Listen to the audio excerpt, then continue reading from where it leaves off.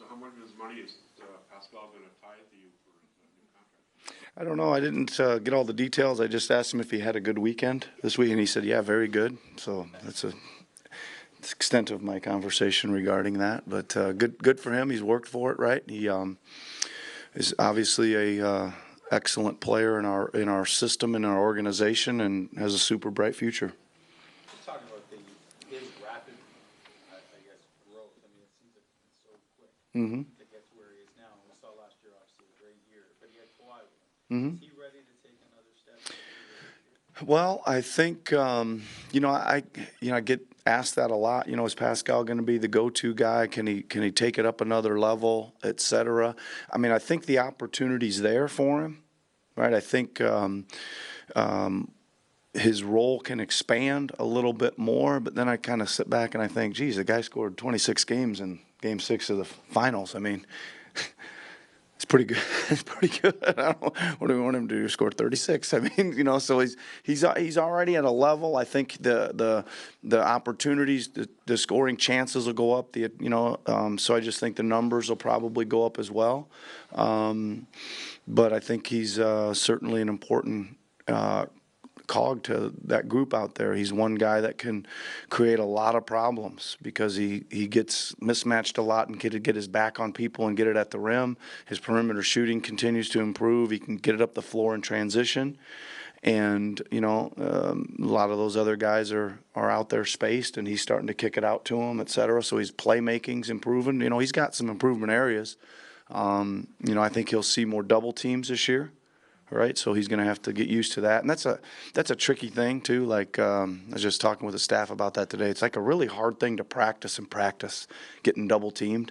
I don't know why, but it's just hard to recreate it. And even with Kawhi last year, we knew the doubles were coming, and we tried to practice them, but it just seems like it needs game reps. You need to see it in games and get them in the game reps. So that'll be something that'll probably grow with him as well this year.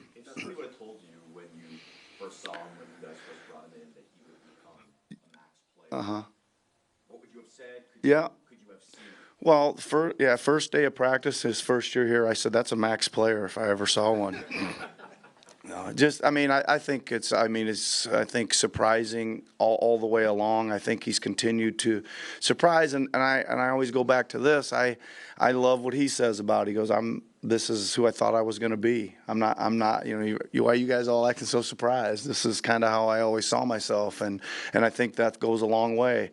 I continue to say he's been blessed with an incredible motor, right? He's got a motor not only to play in games with tremendous energy, but to do his day-long work with conviction and pace, and I give him credit for putting those hours in and that time in, and I always keep saying that a couple of years ago we got beat, and literally the next day we were in the gym, him and I, working on his shooting and trying to change his form, and I gave him a little like kind of base workout of fundamental form shooting things that was about 350 shots long. I said, you got to do this as soon as you get out of bed. This is what you got to do. We got to get this.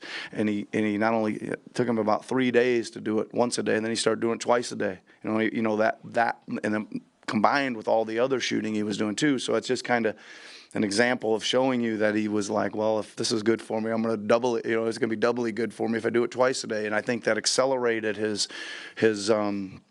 improvement in his shooting. And again, he does things at kind of double rate. But again, he uses the gifts he's been given to the best of his ability. That big lineup the other night in Brooklyn with the four. Yeah, I liked it. Yeah, I like the best thing I liked about it, Doug, is they acted like they were really comfortable already, right? They just didn't look disjointed or unorganized or uncomfortable. It just kind of didn't matter. It was kind of, for me, it was kind of fun to kind of play those seven and just keep moving them. And it didn't really matter who was where or who was in or whatever. And they just kind of kept flowing and playing, and they didn't. They didn't panic about any matchups at the other end. They were just figuring it out, and I think it was good because we did some things that we capitalized, right? We were bigger, and we got a bunch of offensive putbacks or a couple extra possession, things you would hope to do when you're bigger. And then we didn't like get driven around for layups at the other end. We were in good position defensively too. From what you've seen of Pascal over the years, is he the kind of player to put pressure on himself now that he's got like this big extension? Yeah. I don't know. I don't really see it that way with him. I think he's got a desire to be great, and I think his performance on the floor matters to him a lot. I don't see him as a guy who's straining or stressing to do more or try too hard or whatever, putting too much pressure on you. I think he goes out and plays, and I think he expects to play well. And when he doesn't, he's in the gym working on some things and bounces right back. I thought that was two huge things last year. Could he sustain it over a season, right? When he had a bad game, which wasn't that often, boom, it seemed like he would bounce right back. I mean, even in the finals, he wasn't very good in Game 5, and he was unbelievable in Game 6. So a bounce back ability to kind of forget the last game and keep playing, and I think that's what he does. He kind of loses himself in the game and plays his game and plays to win. In terms of rotating those 7 guys, like Mm-hmm. Mm-hmm. do you think that's something that's sustainable over the long term, or is that something? Well, I think that we've been in kind of the habit of playing 10, right? The last couple years, and I think maybe before that we were at 9, right? So I'm probably still trying to get to at least 9 at some point, and I'm still trying to figure out who those guys are. But I would say those 7, and Pat McCaw's okay. He'll be back. I don't know if he'll make the opener, but he'll be back this week to play. He's 8. And like you mentioned, Terrence looked pretty good out there as another 8th or 9th guy. And then it's really a dead heat, kind of all over the place for the next guy. And I don't know if that guy's going to emerge, or if it's just going to be situational. Do we need a big and it's Chris Boucher? Do we need some shooting and is it Matt Thomas or Malcolm? Do we need some defense? Is there a matchup and is it Stanley? Who is it going to be out of that group on another night? And maybe it'll work itself out that it becomes a guy and it gets into a 9 or 10 man rotation. But maybe it'll just be 8 plus 1, 1, 1, 1, 1, 1, 1 for a while. You've been pretty clear that some of the new guys aren't as far along as they need to be. It would seem, at least the other day from Terrence's usage, that maybe he's the exception there. What has he done over the last few weeks that has helped him earn your trust and the trust of the coaches? Well, he's still in that group, Josh. I mean, I just think that entire group, and I don't really single out any of them. They just need to learn our schemes, and it takes a little time. They need to see how kind of serious we are about pressuring the ball and switching out hard and deflections and all those things that we're trying to do to be a really great defensive team. Why did he rise to? Well, first of all, he's pretty confident. Right, he's got a little confidence in his game. He's got some strength and athleticism. He can go inside and rebound and fight, and he's got good feet where he can move and guard some perimeter people. But primarily, he can shoot the ball.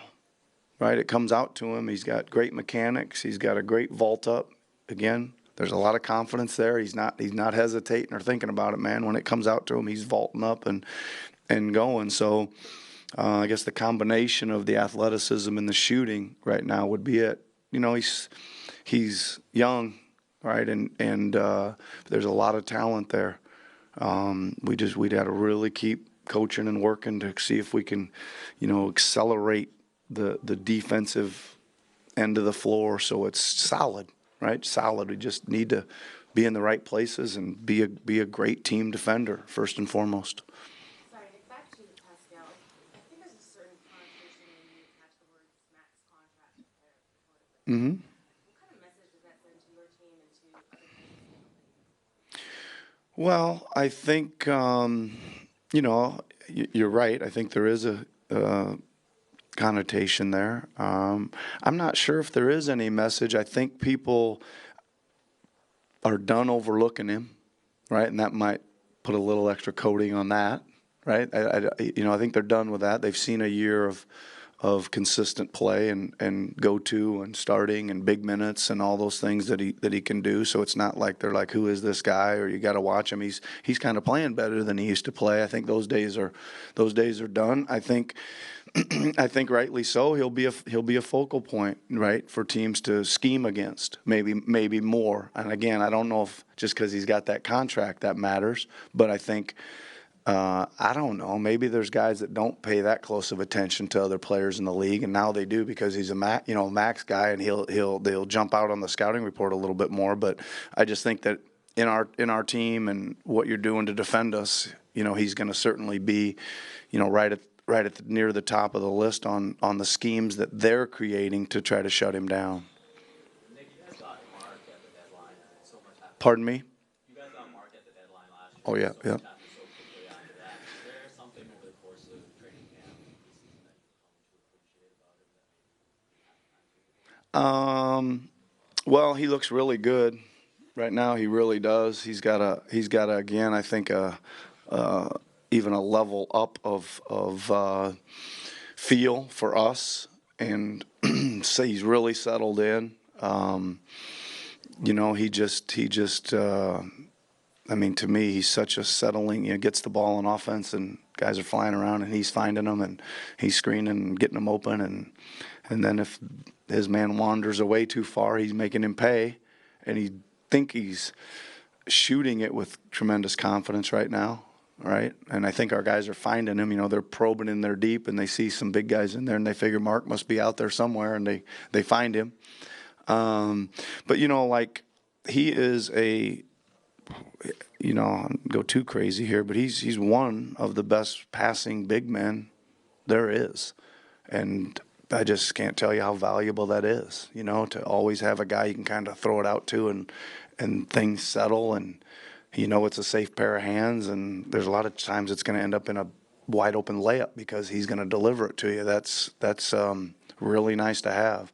And then, you see how crafty he is on defense, right? He's in the paint, and here comes somebody at him, and I always say he throws his stomach at him, and they don't seem to make the shot very often when he gets his stomach on him or his chest or whatever, right? So he's just got a crafty way of playing defense, and again, he's won a lot of games, and you can see why. Was it reassuring to you to see those 7 guys play as well as they did in that first quarter on Friday night? Yeah, I guess so, Doug. I think it's been a little bit of a fragmented preseason because of because it is a little bit anyway. All the you're looking at so many guys, and you're bouncing around the world, and you're doing things, and it was kind of nice to have that group healthy, and and be able to see them, and it was nice to see them play well. I think there was a lot of. They were connected at both ends. I thought we were guarding, and I thought we were just moving the ball to the open man the whole time those guys were playing together. So it's good. I think it was good. I think maybe one of the best things, Doug, was the rest of our guys saw that. The rest of those guys sitting there on the bench going, geez, these guys really guard, and they really talk, and they really help each other, and so I think that was good too. Nick, what's your impression of OG working his way back in and finding his place again after the time he missed the way he was? No, he's doing great, right? He's really doing great. I think the biggest thing for me is I think he's refreshed physically. There was so many little things last year, and he's also refreshed mentally. I just feel I see him playing. I don't really know any other way to say this. I see him playing with a little bit of a smile on his face, or there's a little bit more joy in the way he's moving around out there. And I think that is a refreshing mentally to see. And physically, he's awesome, right? He's slim and trim and strong, and he's active, and he's making plays and stripping the ball, and he looks good. And I think he really fits now with this team, right? There's an opening there again with some player departures, and there's some other guys that can really score and create, and he kind of just has to take what comes to him out there, and he's going to get those opportunities as we've seen. So he's been great, really, really good.